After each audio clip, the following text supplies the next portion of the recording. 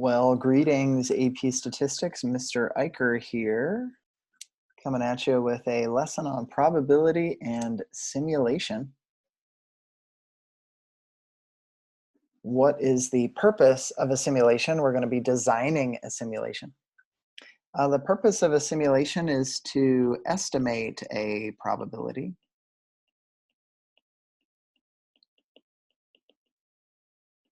that might be otherwise difficult to calculate.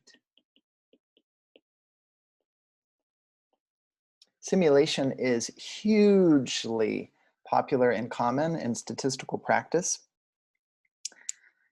Nowadays, with computers, we can run simulations of different things. You could see simulations predicting who's going to win the 2020 presidential election.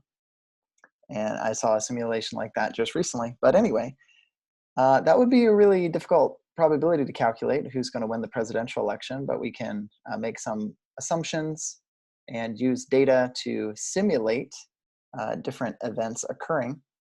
So let's actually get to the lesson. How do we design a simulation? And I'll show you what that looks like, what exactly a simulation is. Number one, we'll identify the components to be repeated. We explain how we'll use the model. We will explain how you will model the component's outcome. Number three, explain how you combine the components to model one trial and when to stop a trial. Number four, state clearly what the response variable is. Number five, run several trials. Now, if we were in the classroom, I'd have you all run like 3 to 5 trials times 30 students is 150 trials. But with technology, if you know coding, then you could run 100,000 trials really quickly. Simulations are very cheap to run and give us helpful information. Number six, collect and summarize the results of all the trials. And then number seven, state your conclusion. So let's do those 7 steps on this next question. As an ASB fundraiser, ASB has teamed up with a local kombucha creator to offer collectible bottle caps with pictures of Classical Academy teachers Derek Montgomery, Christian Sheffield, Morgan Lundy, and Mrs. Z. The company claims that 30% of the bottles will have Montgomery's picture on the bottle cap. Got to open the bottle to see the bottle cap. 20% will have Sheffield's picture, 20% will have Lundy's, and the rest will have Mrs. Z's. How many bottles do you expect to have to buy to own your very own complete set of collectible Classical Academy bottle caps? So the first thing, what's the component that we're trying to repeat? Now, we can't really actually buy a bunch of kombucha bottles. As far as I know, they don't actually even exist with Montgomery's picture on the bottle cap. But to answer this question, I'm not really sure how we would calculate something like this as a theoretical probability. But basically what we're going to do is design a simulation to simulate the process of purchasing a kombucha, opening, seeing what pictures under the bottle cap, and then we will record that. And then we'll kind of repeat this process over and over and then count how many bottles did it take until we had a full set. And then we can estimate the probability, or we can at least estimate how many bottles we expect to buy to have a complete set. So number one, the component that is to be repeated, our component that we're modeling here with some random process momentarily. The component is like opening a bottle of kombucha and checking the cap, the picture on the cap. Picture on the cap. So that's the component. Number two, how are we actually going to use numbers in a random process to model this situation? Well, let's see, we have 30% are Montgomery, 20% are Sheffield, 20% are Lundy, and the rest are Mrs. Z's picture. So that adds up to 100%. So let's use the digits on a random digit table. Digits 0 to 9, that's 10 digits, will represent a bottle, or really it's the bottle cap that we're interested in, a bottle cap. And to represent Mr. Montgomery, since he has 3 out of 10, 30%, we have 10 digits here, we'll let 0, 1, and 2 represent getting a Montgomery. I'll just put DM for Derek Montgomery. And then Sheffield is 20%, so that's 2 numbers out of 10. 2 out of 10 is 20%. So we'll let 3 and 4 represent Christian Sheffield, so CS. And then we have 20% Lundy, so that'll be numbers 5 and 6 on a random number table. Will represent Morgan Lundy. And then the numbers that we have left over, we have the rest are Mrs. Z, so that would be 7, 8, and 9. So Mrs. Z has 30% as well. So those represent Mrs. Z. We'll just put Z. So that's trying to explain how we're going to model each component's outcome. So we're going to use a random number table here. And then number 3, explain how you'll combine the components to model one trial. So selecting one number isn't an entire trial. We want to keep selecting numbers, random numbers, until we get one of each of the bottle caps. So we're going to select 1-digit numbers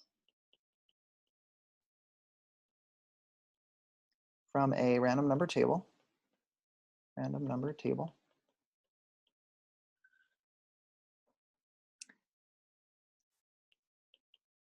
Until we have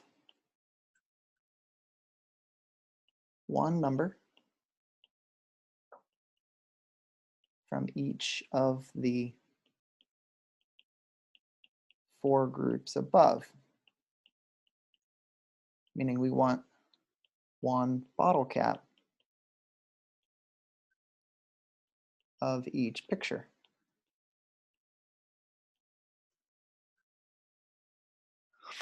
And then we'll stop the trial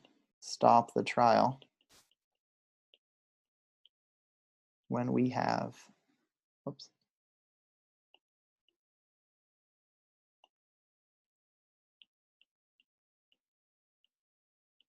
at least one of each picture.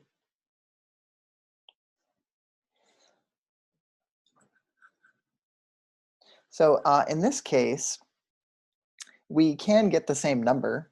You can get multiple of Derek Montgomery, and that would be delightful, obviously. You can get multiple zeros, multiple ones, multiple twos. So we'll just note here that repeats are acceptable, but we might not be happy about it. We'd like to get different pictures, but repeats are acceptable.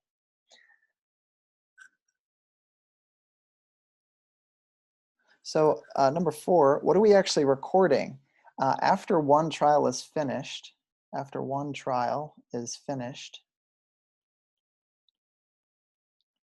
we'll record, what would we like to know? Well, that's the question.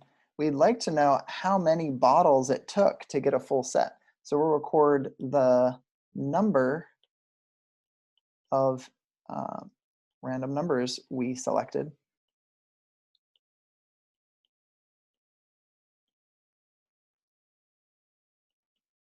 to get a full set of pictures. So that's our response variable, the response variable, what we're recording to actually answer the question. Okay, so let's run several trials, and it looks like I have my random number digits here. And remember, we said 0, 1, and 2 are Derek Montgomery, so using this information. 3 and 4 is Christian Sheffield. 5 and 6, Morgan Lundy. 7, 8, 9, Mrs. Z. So we're going to be recording some stuff, so let's get busy. We'll just start on the left, and we have 9, so that would be a Mrs. Z. I'm just going to record the different people that we get up here. 4 is a Christian Sheffield. Hey, we got a Christian Sheffield. And then 3 is another Christian Sheffield. That's okay, we just have 2 of them now. 1 is a Derek Montgomery, so we have Derek Montgomery. 2 is a Derek Montgomery. 0 is Derek Montgomery. 1, hey, we got a lot of Derek Montgomery. 3 is another Sheffield. 8 is a Mrs. Z again. 5 is Morgan Lundy. And I think right there, we have a complete set. So we have a Z, a C, a D, and an M. And it took us, counting these, that took us on our first trial.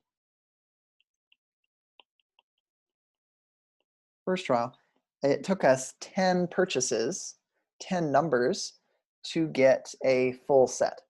And now we'll just continue where we left off. Maybe I'll make this a little bolder. We'll continue where we left off and we'll do a second trial. So we have 0 is Derek Montgomery, so that's one of them. 6 is Morgan Lundy. 7 is Mrs. Z. 8. So what I need I think I just need a 3 or 4. So the first 3 or 4 I see is right there. Hey, it looks like it took 10 again, if I counted right. So the second trial, it took 10. Let's do a third trial. How many it took? So we have a 3, an 8, a 7 is the same as an 8, a 6, a 9 is the same. So I think I just need one more. I need a 0, 1, or 2 right here. So that took 8 purchases to get a full set. Why don't you pause this video and see if you could do 3 trials on your own, picking up where I left off right there. And I'm going to pause and then write on the screen while you're pausing, thinking about it yourself.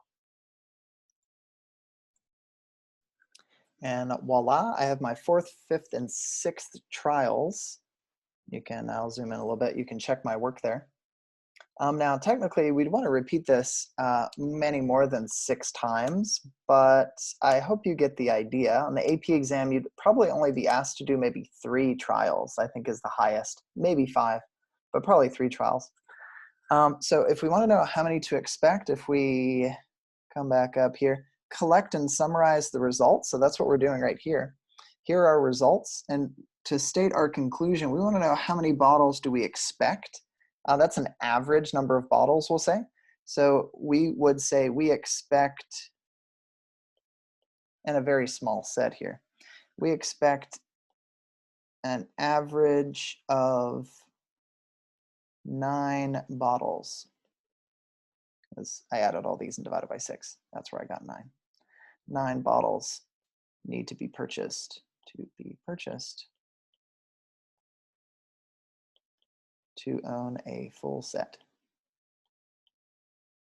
There we go. Now, if we did a lot more trials, if we did 100 trials or 1,000 trials, our average is going to be a lot closer to the actual average. So what we've done here in this simulation is simulating, kind of imagining going to the store and buying these kombucha bottles and checking whose picture's in there. We can't really do that, so we simulate it. We act like we're doing this random process.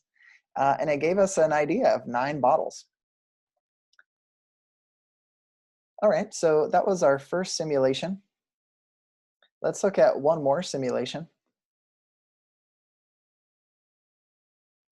Kind of a similar idea, but a couple differences here. In an attempt to increase sales, a breakfast company decides to offer an NBA promotion. Each box of cereal will contain a collectible card featuring one of these NBA players: LeBron James, Stephen Curry, Kevin Durant, James Harden, or Giannis.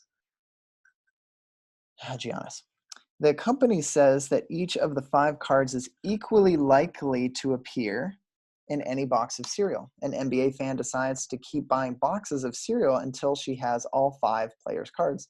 She is surprised when it takes her 23 boxes to get the full set of cards. Should she be surprised? Design and carry out a simulation to help answer this question. So notice on this one's kind of unique because now we have, hey, is 23 surprising? Should she be surprised?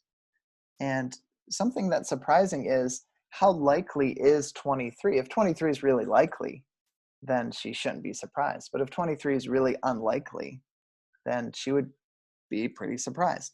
So we would like to calculate a probability. How likely is getting 23 boxes or more? I mean, 23 would be surprising. Anything more than 23 would be surprising too.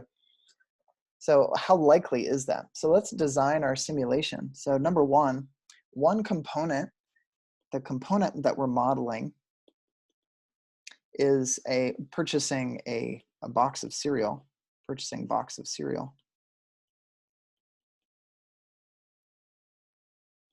And seeing what card we win, seeing what card it is.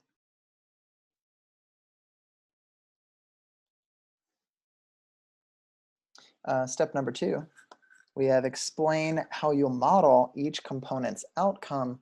And then number 3, we'll explain how we combine the components for one trial. So on number 2, since these are equally likely, and we have 1, 2, 3, 4, 5 players, let me give you some different options that you could use.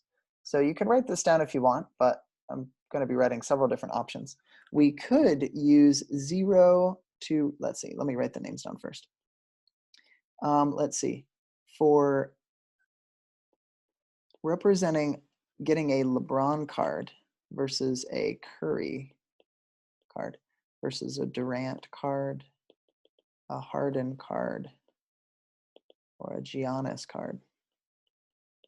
Now, you want them to be equally likely, so if we use like 0, 1, 2, 3, 4, we could do that, and then we could just say ignore, if you're using the table, ignore 5 through 9, and you would have to say that on the AP exam if you're describing this. You need to explain, like if you're using the table and you get an 8, what do you do with an 8? So you could do it that way. Another approach you could use is, instead of wasting numbers, like ignoring 5 through 9, you could say, hey, let's let LeBron be 1 and 2. Curry is 2, or sorry, 0 and 1. Curry is 2 and 3. Durant is 4 and 5. Harden is 6 and 7. And Giannis is 8 and 9. And then we don't have to ignore anything. We're not wasting numbers. It'll probably go faster, though we have double numbers, so we have to remember who's who.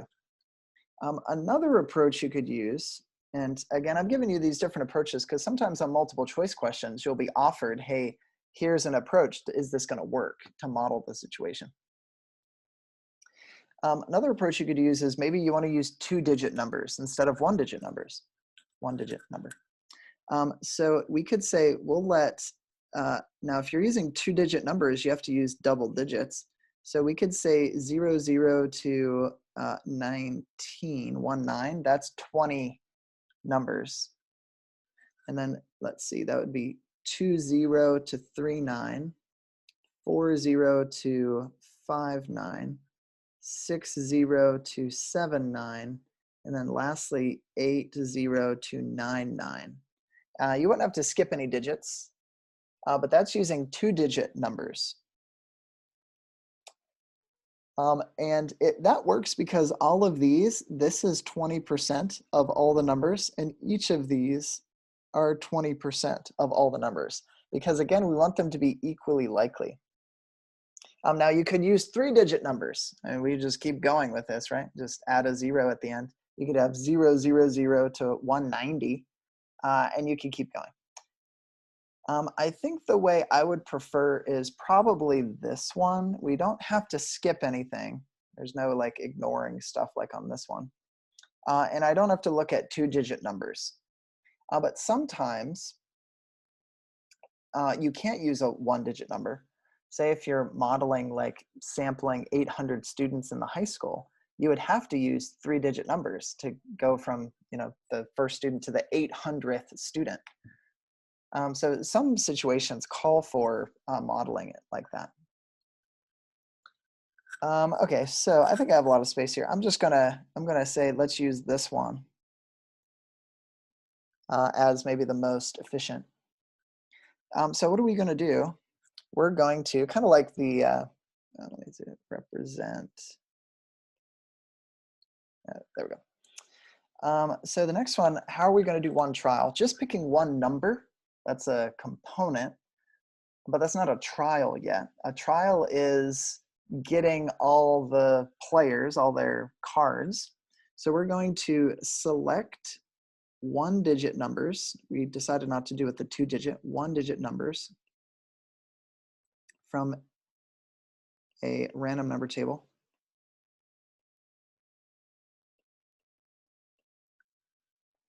Select one-digit numbers from a random number table.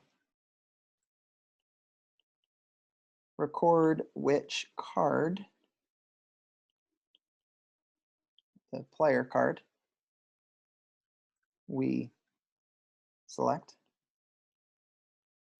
And continue until, this is my stopping rule, continue until we have one card of each player. So that's our third step. Our response variable will record what of the trial? We'll record how many numbers it took to get a full set. To get a full set. And then we will run many, many trials.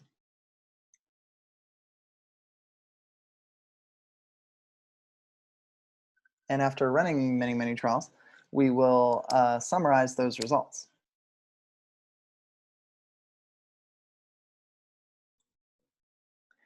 Now, I don't have a random number table, but maybe what I'll do instead of a random number table, I'll use a random number generator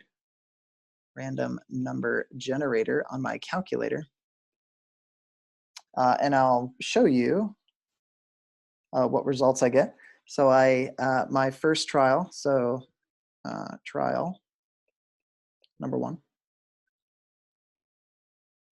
components. I got a 4, so that's a Durant card. A 7, that's a Harden card. And I got a 1 on my calculator. That's a Curry card. I think oh no, LeBron. So let's see, we have a Durant. 7 is a Harden. 1 is a LeBron. Next, I got a 7, so I got another Harden. Next, I got a 7, I got another Harden. And then I got a 0, that's another LeBron. Then I got a 3, that's a Curry. Hey. So now I only need a Giannis card. I need an 8 or 9. So oh, look at that. Next number was an 8. And then I'm going to record my response variable. My response variable is how many it took. And that was 1, 2, 3, 4, 5, 6, 7, 8. Notice that repeats are okay. Maybe I'll include that up here. Repeating numbers. Repeats are acceptable. Sometimes we want them, sometimes we don't, but repeats are acceptable. So that's with replacement. Okay, let's do trial number 2. Trial number 2 on my random number generator is a 6, that's Harden. I have another 6. I have a 2, that was Curry. I have a 9, that was Giannis. I have an 8, that's a Giannis again. I have an 8, that's a Giannis again. I have a 6, that's Harden again. I have a 2, that's a Curry. Oh, no, I already have Curry. And a 9, that's a Giannis. And then a 7. Again, I'm using my random number generator on my calculator to get these numbers. Okay, so, oh, no, I already had a Harden. And then a 1, that's a LeBron. So I just need what number, a 4 or a 5? So, no, 4 or 5, yeah, 4 or 5 for Durant. So, oh, look at that. Durant card. 1, 2, 3, 4, 5, 6, 7, 8, 9, 10, 11, 12. It took 12 that time. Let's do one more. Trial number 3. I got a 3. That's a Curry card. 7. That's a Harden card. 8. That's a Giannis card. 0. Could I get him in 5? Oh, what do I need? I need a Curry, I need a Durant. I need a 4 or 5. 3, 9. Give me a 4 or 5. No. 3, 3, 6. I need a 4 or 5. 9, 2, 0, 1, 8, 0, 0, 6, 6. Oh boy. 2, 3, 4. There it is, finally. A 4, and that's a Durant card. That took 1, 2, 3, 4, 5, 6, 7, 8, 9, 10, 11, 12, 13, 14, 15, 16, 17, 18, 19, 20, 21, 22. 22. Now, I'm not going to have you continue watching this, kind of, watching me select random numbers. But so far, very tentative, our results out of 3 trials, 23 or more occurred 0 times.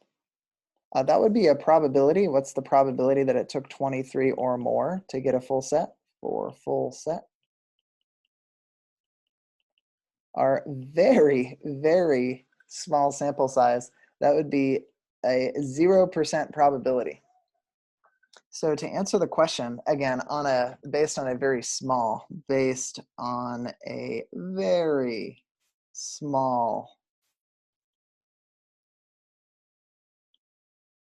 simulation, she should be surprised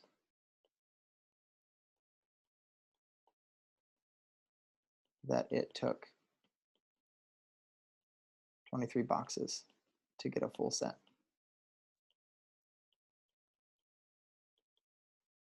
Now, should we be tentative about this? Yes, we should be very tentative. I only did 3 trials. Maybe if I did 100 trials, if I got 1 in 100, she could be surprised. But if we did this 100 times and we got something like 10% of the time, then like, maybe that's just, she's unlucky that she had to go 23. But 10% of the time isn't that surprising. 16% would be just getting a result on a die. So like you say, I'm going to roll a 3 and you end up rolling a 3. Like that's going to happen 1 out of 6 times. That's not that surprising. But for our small scale, we had a probability of about 0%. So in this lesson, we talked about how to design a simulation. And we'll do simulations throughout the school year. And it's one of my favorite things to do, simulations, especially I really like the Khan Academy assignment that you'll be doing, interpreting results of simulations graphically. We didn't really get to graphically look at those, but the same ideas apply in that assignment. Thanks for watching this video. Give me a thumbs up if you actually made it this far through the video. See you next time.